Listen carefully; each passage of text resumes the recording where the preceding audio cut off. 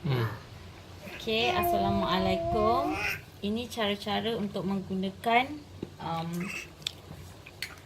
Tasnim cough flu rub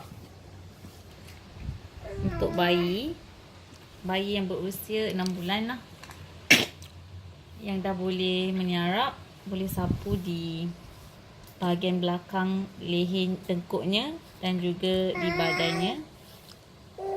Ambil sedikit dan sapulah.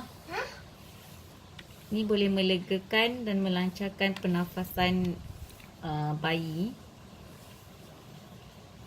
kerana ia mengandungi essential oil. Kemudian bahagian lain yang boleh disapu ialah di bahagian dada. Di bahagian dada dan juga di bawah leher. Di bawah leher lah, di bawah dagunya. Di bahagian dada. Dan sertakan bersama urutan lembut lah. Okey.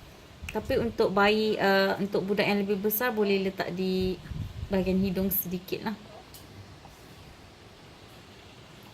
Untuk melegakan hidung yang tersumbat. Okey. Itu saja. Ini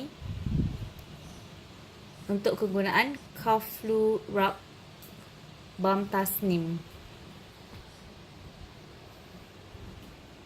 Okey.